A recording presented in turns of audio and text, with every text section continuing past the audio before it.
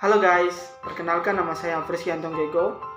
Saya mahasiswa dari Universitas Tadulako, lebih tepatnya di Prodi PGSD. Di sini saya akan bercerita sedikit tentang masa-masa saya waktu SMA. Masa-masa SMA itu masa-masa yang sangat menyenangkan ya guys ya bagi saya.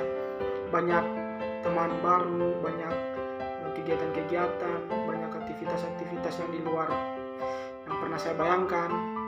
Intinya masa-masa SMA itu adalah masa-masa yang paling membekas dalam diri saya. Waktu saya masih siswa baru, di situ tidak tahu kenapa, saya juga bukan ketua kelas, tapi saya ditunjuk sebagai pemimpin upacara. Ya, karena masa-masa SMA yang mungkin ingin menunjukkan jati diri ya, jadi saya terima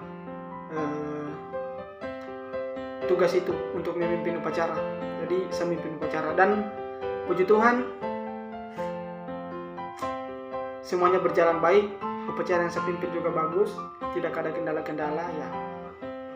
Syukur. Kemudian masa-masa SMA itu ada banyak sekali teman-teman saya yang unik-unik. Yang pertama itu ada yang bucin dalam kelas, ada yang aktif sekali, ada yang cerewet, ada yang selalu teriak-teriak, bahkan ada yang pendiam. Tidak menutup kemungkinan. Tapi mereka adalah orang-orang yang selalu mengisi kekosongan di jam-jam kosong. Ya, pelajaran yang paling saya suka di masa SMA itu pelajaran sejarah. Karena gurunya sangat asik. Guru sejarah, walaupun dia galak, tapi dia sangat asik. Orang tidak akan mengantuk dalam kelas. Ya, saking asiknya dia punya ciri khas tersendiri dalam mengajar. Ya. Intinya guru sejarah di masa-masa SMA itu adalah guru favorit lah. Ya, guru kedua yang tidak akan mungkin saya lupakan juga adalah guru sosiologi sih. Kenapa? Karena waktu saya kelas 2 guys. Ya. Tapi pada saat itu kepala sekolah masuk di ruangan kami. Dia bilang begini, kalau ada guru yang terlambat, silakan kalian tulis alfa. Jadi otomatis teman saya yang nakal tulis di alfa. Tapi tidak lama kemudian guru sosiologi ini masuk dan mengajar sampai jam pembelajarannya selesai. Tiba-tiba waktu dia mau absen, dilihat di namanya dia sudah ditulis alfa. Ya otomatis dia marah lah. Kenapa saya ditulis alfa? Kenapa bisa begini? Kenapa? Ya. Dan laki-lakinya semua dipanggil dan saya pada saat kelas 2 saya adalah ketua kelas. Otomatis saya menjadi orang yang paling bertanggung jawab pada saat itu. Ya, di satu sisi saya sedikit dilema ya guys ya, karena satu sisi saya ingin melindungi teman saya, tapi di sisi lain saya juga kurang enak sama gurunya karena dia sudah mengajar pada saat itu tapi ditulis alfa. Ya, kami dipanggil maju ke depan, dihukum satu persatu, ditanya tiada yang mau mengaku, ditanya begini tiada yang mau mengaku, ditanya tiada yang mau mengaku. Ya, kemudian guru itu keluar dari kelas dalam posisi dia sementara menangis karena tidak terima yang telah terjadi. Ya, dia masuk ke kantor. Kami di dalam ruangan itu merenungkan apa yang terjadi. Tiba-tiba masuk guru satunya, dia tanya, kalian kenapa sih? Kenapa bisa kalian tulis apa? Kalian tidak tahu itu ibu itu sangat sibuk, dia punya anak 2 segala macam, dia mengurus keluarganya, pas kalian baru datang ke sekolah baru kalian tidak bisa mengerti begitu. Kemudian ya, guru sejarah masuk lagi ke dalam kelasnya kami. Dia bilang, so itu kalian juga tidak salah, tapi pada sisi lain kalian juga harus mengerti apa yang sedang dialami guru itu. Ya, kami satu kelas datang kepada ibu itu, guru itu. Kami menghadap ke ibu itu. Ya, kami minta maaf secara murid. Kami mengaku salah, kami mengaku sudah berbuat lebih dari apa yang ada. Kami juga tidak paham apa yang sedang dialami oleh guru itu. Kemudian ya, syukur ibu itu mengampuni kami. Ya, walaupun dia sudah marah-marah awalnya, tapi ya puji Tuhan dia ampuni kami. Jadi kami dikasih tugas ya, intinya nilai kami tidak merah. Ya, naik kelas 3. Pada kelas 2 juga saya punya cerita sedikit tentang percintaan ya guys ya. Kisah cinta yang tidak akan terlupakan karena pada kelas 2 ini bukan cinta pertama, tapi termasuk salah satu pacar pertama saya dalam hidup saya. Ya, walaupun kami pacaran cuma berapa bulan, tapi dia salah satu orang yang pernah mengisi dalam hati yang kosong ini ya. Intinya gitu, dia adalah pacar pertama saya. Sebenarnya saya sudah suka-suka dia dari waktu kami masuk SMA sih. Ya, bisa dibilang saya cinta pandangan pertama. Ketika lihat dia kayak, wah, ternyata ada juga cewek cantik.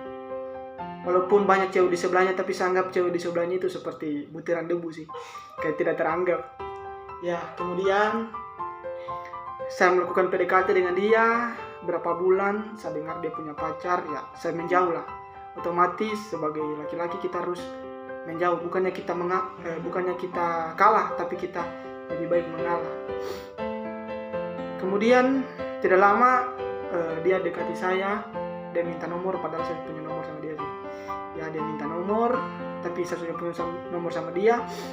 Intinya kami kembali chattingan, kontakan. Ya, tidak lama itu kami pacaran.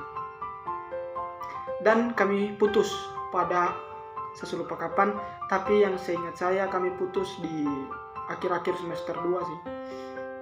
Iya, akhir-akhir semester 2 atau awal semester 3, intinya segitu.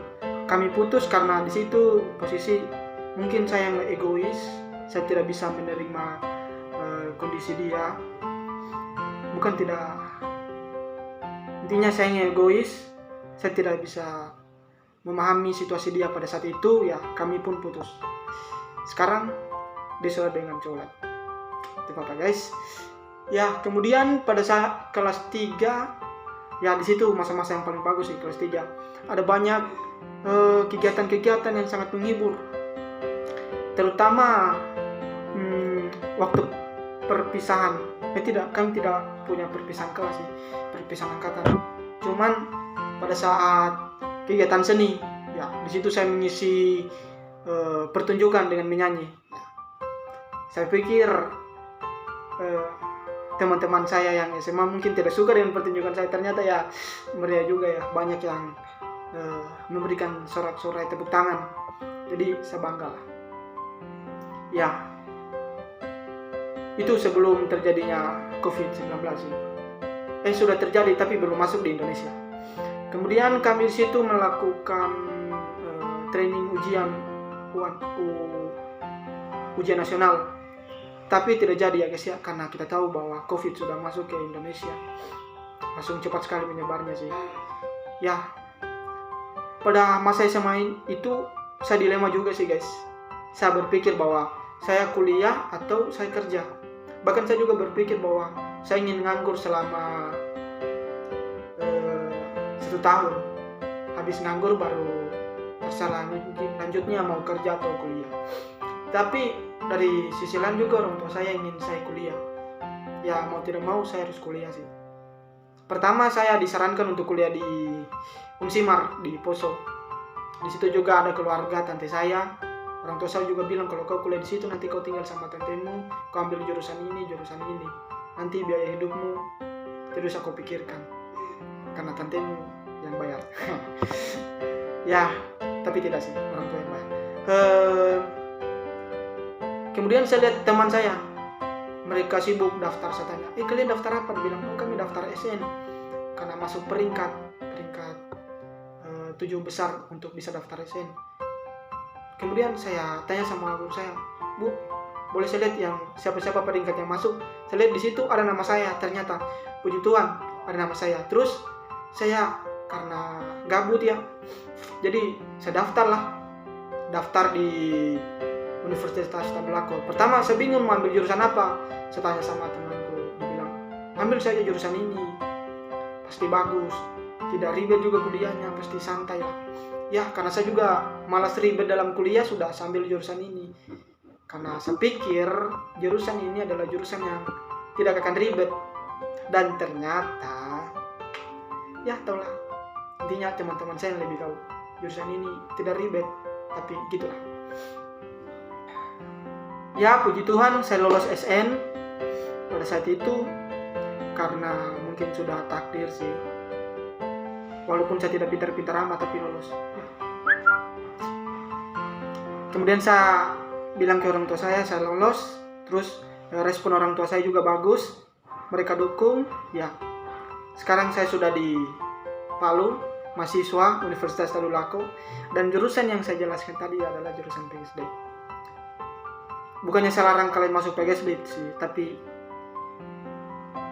ya intinya PGSD terbaik. Ya, sekian cerita saya di masa-masa SMA. Walaupun banyak yang belum saya ceritakan, tapi itu adalah salah satu ringkas dari cerita saya di SMA. Sampai ketemu lagi ya guys. See you, bye bye.